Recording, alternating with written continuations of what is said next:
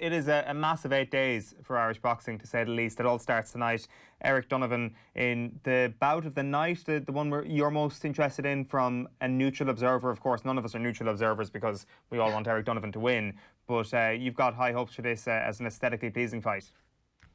Yeah, for sure. And it's actually a well-matched card. I think most of the fights on the card are competitive. But as you mentioned, from an Irish standpoint, there's only one standout bout. And then the main event, there should be some good action in that. There's a good women's fight as well. So plenty to get our teeth stuck into, but it's all about Donovan Barrett, really.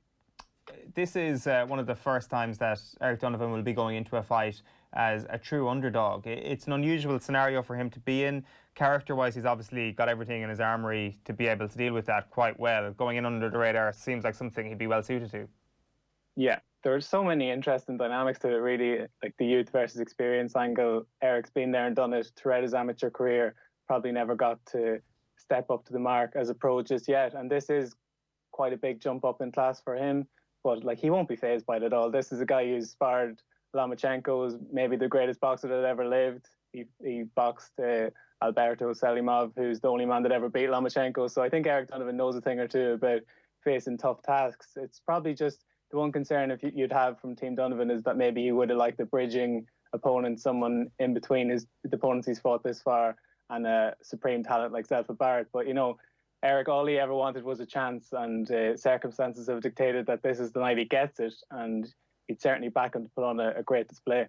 How good is Barrett? He's very talented. Like, he's been, from day one, he was really pegged as maybe one of the lines of succession to this famous Manchester City scene, which, you know, the names that roll off the tongue, Ricky Hatton, Anthony Crowley, Scott Quigg, they go even beyond that. So people were always looking at this guy. He handled himself in such a way, both in and out of the ring, great character and just a great style of fighter. He's a bit of a skillster, a bit of a slickster as well, but he's quite spiteful with his punches too. He's always looking for the finish. And like, he was with Frank Warren. This is his debut under Eddie Hearn's Matchroom stable. So needless to say, he'll want to come out and make a statement this evening. But Eric Donovan will have other plans entirely, I'm sure. What are those plans in your view? Sorry, Shane, just a quick one there on the game plan, Ronan, because I know Kenneth Egan was with us during the week and kept his cards close to his chest. I like how Andy Lee came on in January and like basically explained the game plan for Tyson Fury, but Kenneth Egan wouldn't do that this week. What are you thinking? That was the greatest mind game ever, where everyone just assumed Andy was lying, and then he was actually hiding in plain sight. It was absolute genius. But I think you're right. The tactics here are very interesting because, as good as Zefir Barrett is, he's got one blemish on his record, Ronnie Clark, who's a southpaw, and a southpaw not on the level of Eric Donovan in terms of skill. And so Barrett's fought 2 southpaws in his career, and he's lost to one of them. So this is the third one this evening, and I'm sure Donovan, he didn't, when I asked him about it during the week, he was kind of playing it down a little bit. Both of them were. Even Barrett was like, this is boxing, I'm expecting to come up against southpaws. But I'm sure that'll be playing on the back of his mind, that he might be a little bit prone to what Eric's going to bring to the table. And in terms of a skills matchup, I think it's pretty close. Zefir Barrett is the more natural super featherweight, but not a massive super featherweight either. Eric is moving up 4 pounds from where he campaigns as the Irish featherweight champion. But then again, there's always caveats, like Eric boxed throughout his amateur career at lightweight, which is 2 pounds over the super featherweight limit. So there's there's twos and fro's in it.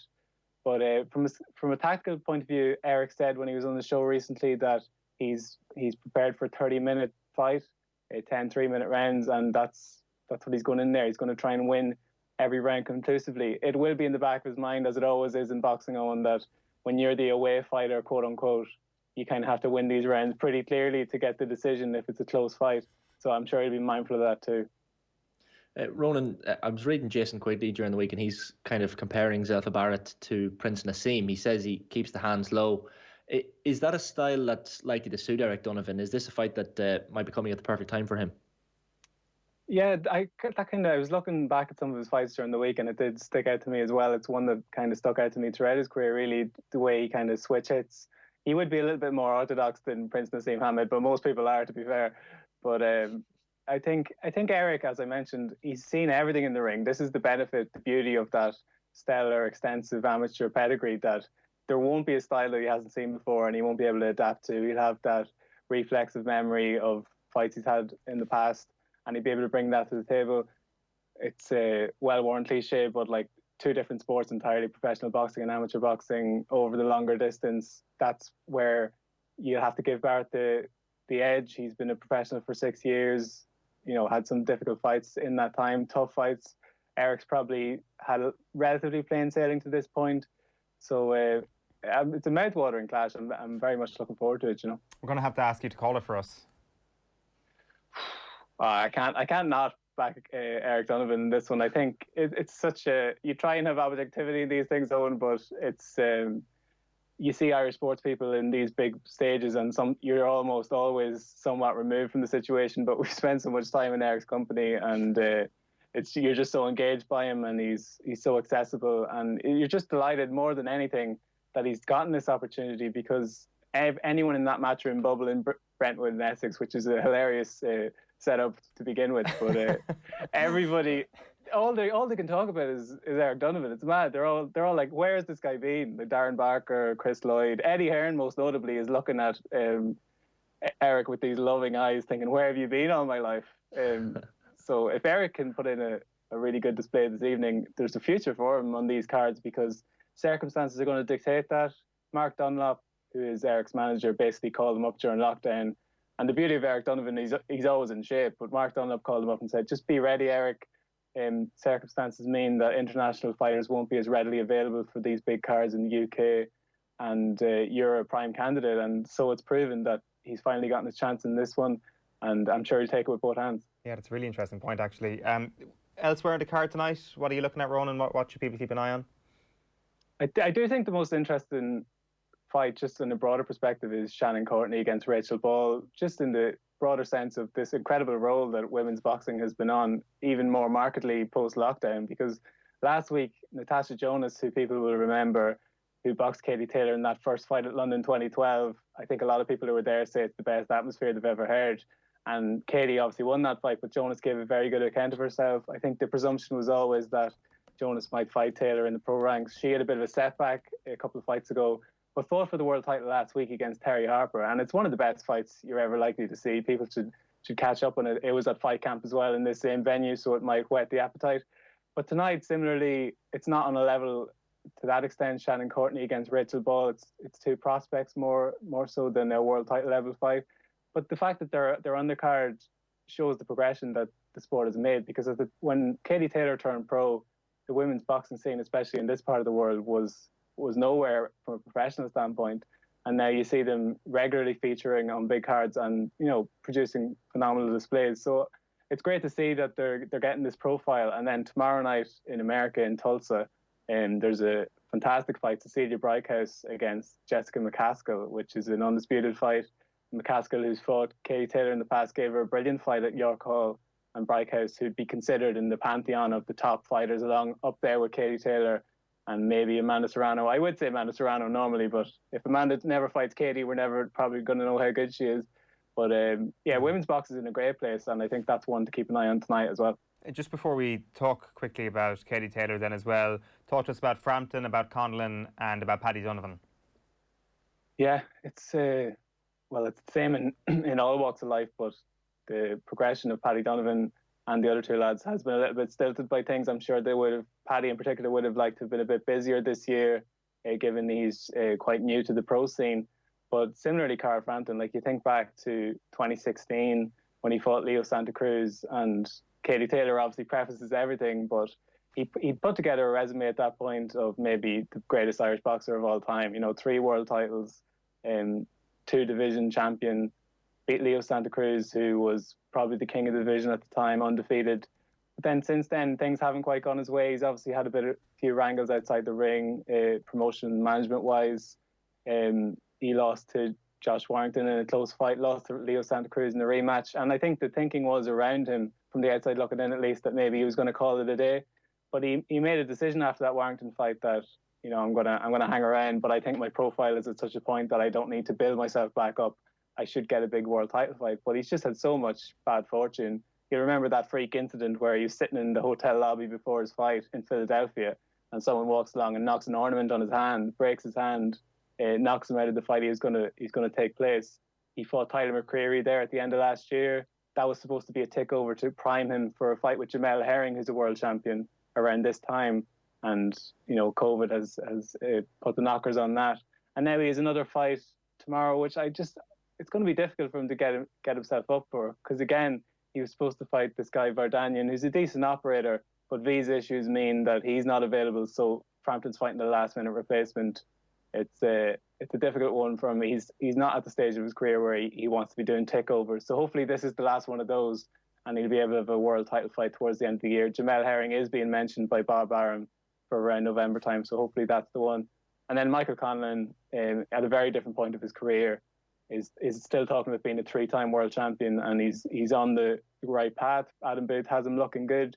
He's down at super bantamweight now. I think you would have seen him in the early days of lockdown putting up pictures of all the baking he was doing, so I find it incredible that he's managed to shed 4 pounds during lockdown, but he's looking in great shape, and I'm expecting him to put on a very good display tomorrow and build towards that first world title tilt maybe early part of next year. Just on Carl Frampton, Ronan, like his story is extraordinary. From what I remember, he considered retiring after that Warrington fight that you mentioned a couple of years ago. There was some great quotes in the build-up to this fight this weekend.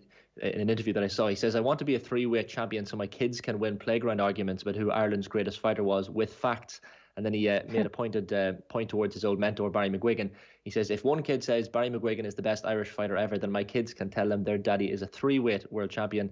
He did better than Barry McGuigan, so he is." So if Frampton does become a 3-weight world champion later this year in that expected fight, where does he rank in the rankings of Irish all-time boxers? Yeah, I'd have him right up there, Shane. I do think in 2016 he comes out of that against the boogeyman in Leo Santa Cruz. It's probably the greatest away win by an Irish fighter.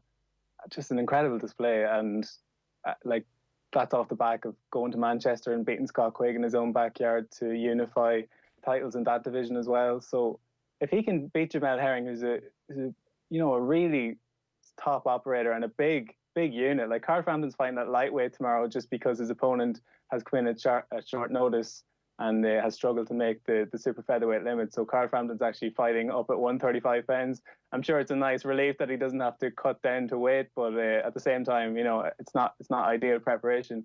But you'd never write Carl Frampton off. I think against Jamel Herring, size advantage notwithstanding, Carl would be the better boxer of the two, in my opinion. And I'd give him a good chance. And I don't think there's any argument. Sorry for the Monaghan engagement there, Shane, but I think Carl Frampton, he's edged Barry McGuigan already at this stage. All right. We should talk a little bit about Katie Taylor. We're going to do plenty in this next week, I dare say.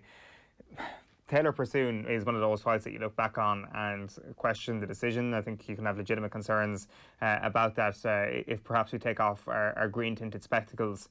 Is there a way that she uses that as motivation next weekend, Ronan, that this actually is a far more convincing win for Taylor than the first place, despite the fact that she's a little bit older than that fight?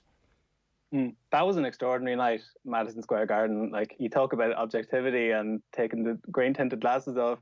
I was sitting there watching it, and this Belgian journalist was screaming in my ear, "Robbery, robbery." He didn't seem to have too many English words in his vocabulary, but he had that one down anyway. He was just screaming that in my ear. So I had it a draw on the night, and I watched it back. And I think you could definitely have it either way. Boxing's one of these really odd sports where it is quite dependent on what you like, as it were.